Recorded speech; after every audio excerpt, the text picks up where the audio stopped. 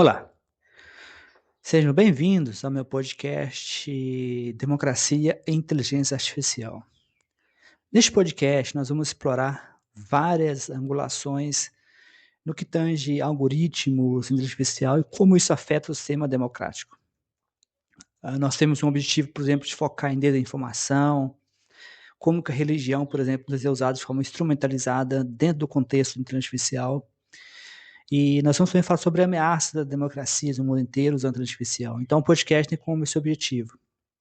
O meu nome é Jorge H. Pires, eu sou doutor em Engenharia da Informação, eu tenho vários livros publicados, entre eles o meu livro Democracia e Inteligência Artificial, no qual eu faço uma leitura, um foco bastante, eu diria, rico sobre o uso da inteligência artificial com máquina de desinformação. No mais, eu espero que vocês tenham uma excelente experiência nesse podcast.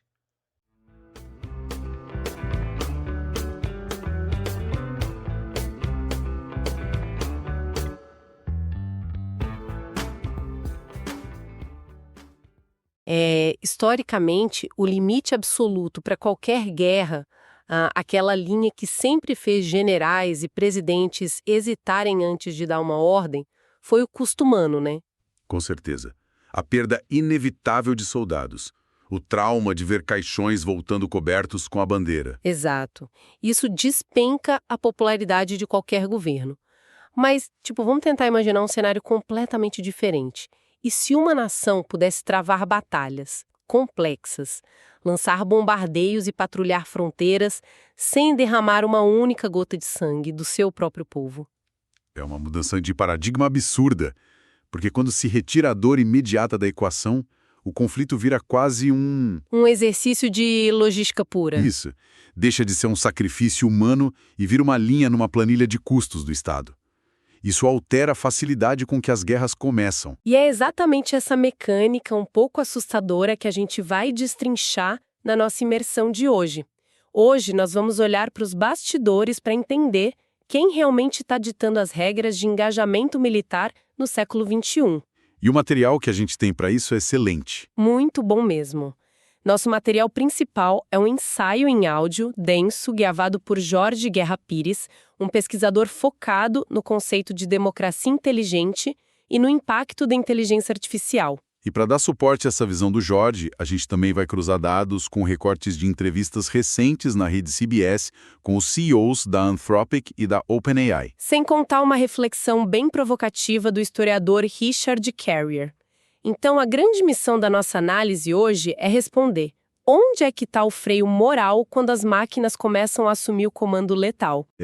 O que eu acho fascinante ao analisar esse áudio do Jorge é notar a quebra de uma promessa antiga, sabe? Sempre existiu aquela narrativa de que as democracias usariam a IA militar com uma ética impecável. Diferente de regimes autoritários, né? Exatamente, mas as fontes mostram que a realidade nos corredores do Pentágono é bem mais complexa. Total.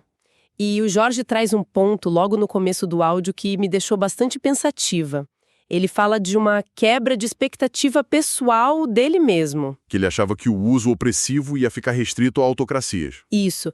Ele relata que, no começo do boom da IA, ele esperava ver aquela vigilância distópica só na China, com reconhecimento facial para criar prisões a céu aberto, ou no Irã, rastreando dissidentes. A lógica básica de que governos sem compromisso com direitos humanos fariam coisas terríveis. Mas o choque dele, e o meu também, lendo isso, foi quando o Departamento de Defesa dos Estados Unidos começou a pressionar o Vale do Silício por acesso irrestrito à IA para fins militares.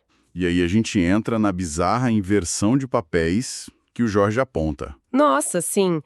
Porque numa sociedade democrática, a expectativa é que o governo eleito seja o guardião da moralidade e dos limites éticos. Só que o que os documentos mostram é que o freio moral não está vindo do Estado ou do Congresso, esse freio está sendo puxado por empresas privadas. As mesmas gigantes da tecnologia que a gente vive criticando por causa de coleta de dados e vício em redes sociais, de repente são elas que estão ditando o que o maior exército do mundo pode fazer? É uma ironia gigante. E se a gente olhar para a entrevista do Dario Amodei, o CEO da Anthropic, isso fica muito claro. Porque a Anthropoid não é uma empresa pacifista radical que boicota o governo. Longe disso, o Amodei deixou claro para a CBS que eles são super favoráveis à defesa nacional. Eles até colocaram modelos de IA em servidores classificados para operações cibernéticas. Mas ele traçou um limite muito claro. Ele aceitou 98% dos pedidos militares, mas colocou 2 linhas vermelhas intransigíveis. Vigilância em massa de cidadãos e armas totalmente autônomas. Exato. E sobre a vigilância, o argumento dele é revelador. Antes da IA, o governo já comprava dados de corretoras privadas para perfilar cidadãos.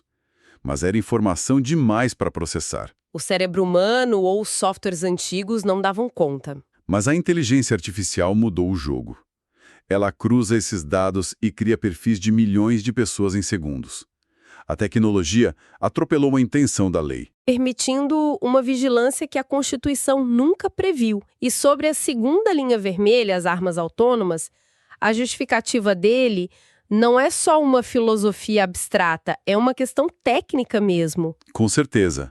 Não estamos falando de um drone onde tem um soldado apertando o botão de disparo de longe. Estamos falando de máquinas que decidem sozinhas quem é o alvo e atiram. Sem validação humana, e o Amodei foi bem direto sobre isso. Os sistemas atuais têm imprevisibilidade básica. Eles alucinam. Podem falhar na identificação visual, mirar em civis, causar fogo amigo. Simplesmente não são confiáveis para ter o poder de vida ou morte. Mas a reação do Pentágono a essa recusa foi o que transformou a situação num incidente diplomático interno. Eles não disseram tipo, tudo bem, vamos procurar outro fornecedor. Não, eles deram um ultimato de 3 dias. 3 dias para uma empresa redefinir a ética de uma tecnologia que pode alterar a história humana. É absurdo. E como a Anthropic não cedeu, o governo americano usou uma tática punitiva pesadíssima. Rotularam a empresa como um risco para a cadeia de suprimentos. Para quem está de fora do setor de defesa, parece só um termo burocrático, mas é uma designação de segurança nacional gigantesca. Normalmente reservada para adversários estrangeiros, tipo fornecedores de chips da China ou cibersegurança russa.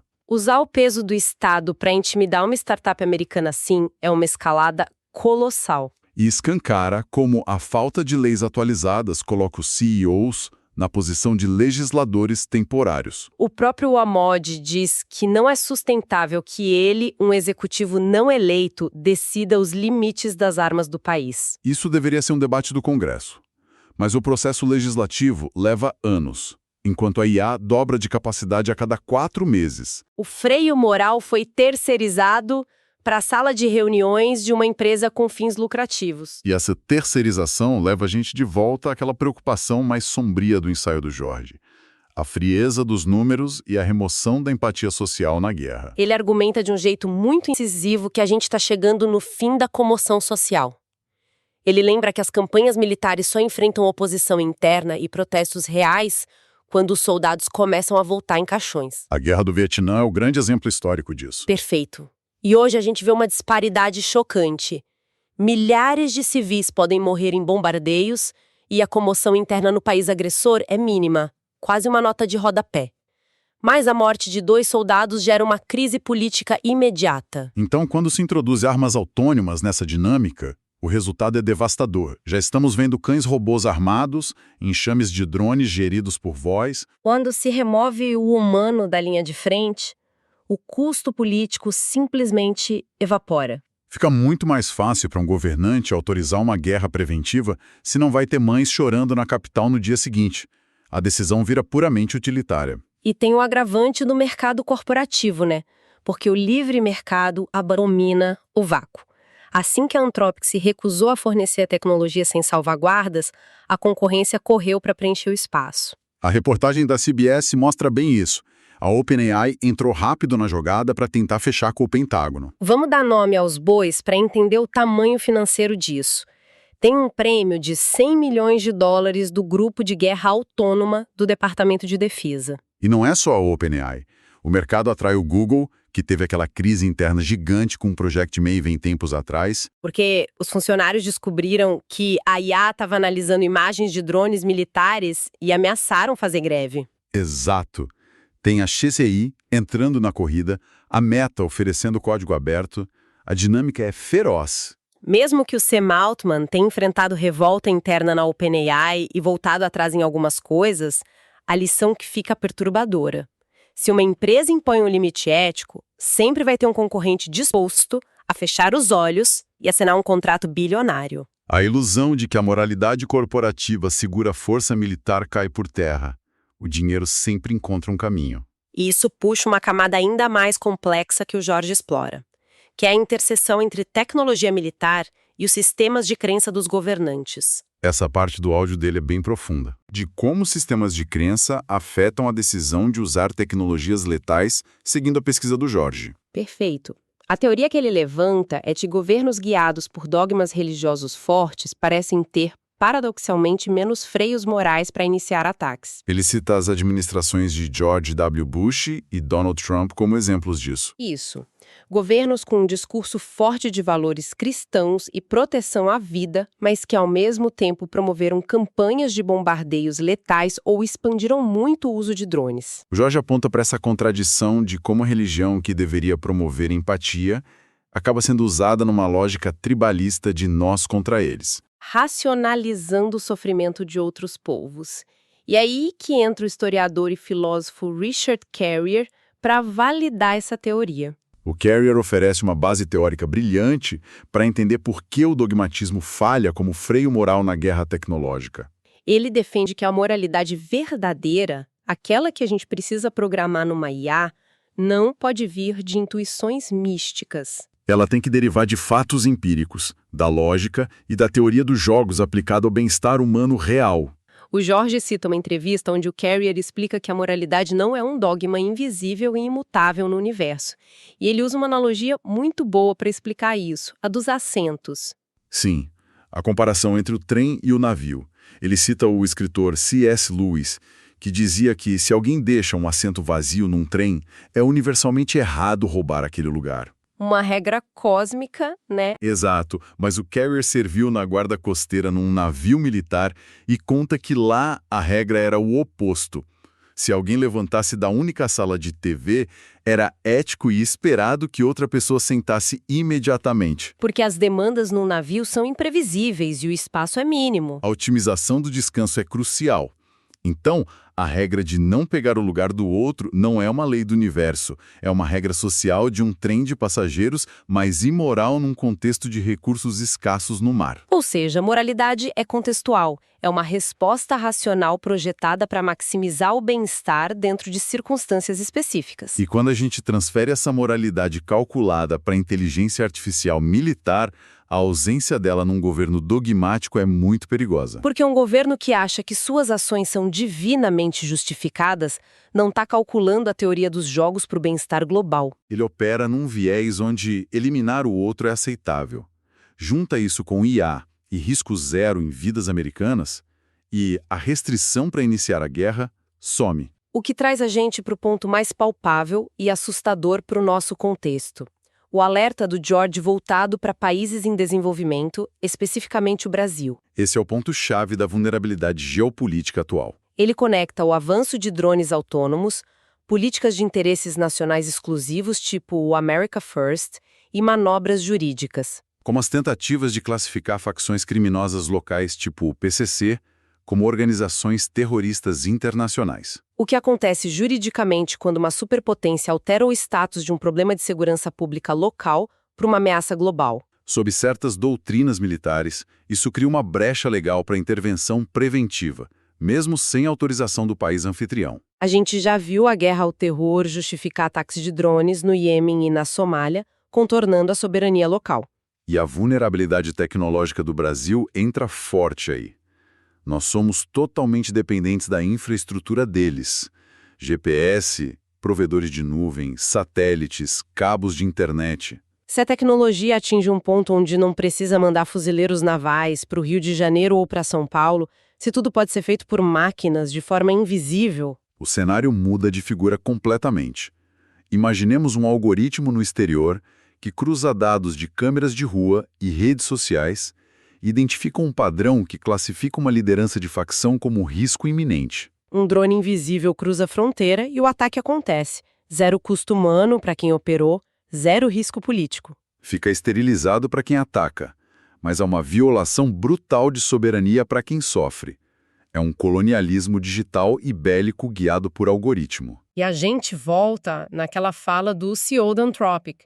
Os sistemas falham, alvos errados acontecem. Se um ataque autônomo atinge uma comunidade densamente povoada aqui no Brasil, o dano colateral vira só uma estatística num servidor longe daqui. O valor da vida do outro lado do mundo fica muito baixo na planilha de risco. Qualquer nação que não controla sua própria IA de ponta está no estado de vulnerabilidade existencial. Então, para a gente amarrar todos esses pontos da nossa análise, o debate mais crítico para a nossa sobrevivência saiu dos fóruns democráticos e das Nações Unidas e foi para os bastidores. Virou uma negociação de portas fechadas. O valor da vida humana está sendo disputado como se fosse um contrato de software entre generais e CEOs no Vale do Silício. E o tempo voa. O direito internacional caminha a passos de tartaruga enquanto a IA dobra de capacidade. A triste realidade é que a única defesa hoje parece ser a bússola moral frágil de líderes corporativos que estão sempre sob pressão por lucro. O que nos deixa com um pensamento final para quem nos ouve. Durante essa imersão toda, a gente focou na tensão entre governos e grandes empresas monopolizando a IA militar. Mas e se o verdadeiro perigo for a democratização sombria disso? Pois é, a IA de código aberto evolui muito rápido. Se algoritmos de voo autônomo e coordenação de enxames vazarem e ficarem baratos, o que acontece amanhã? O que acontece quando não for o Pentágono com os drones, mas um grupo extremista isolado ou um cartel controlando um exército aéreo direto de uma garagem? Como uma sociedade começa a se defender quando o monopólio da guerra sai do Estado e passa para qualquer pessoa com uma conexão de internet e algumas placas de vídeo? Fica a reflexão. Até a nossa próxima imersão.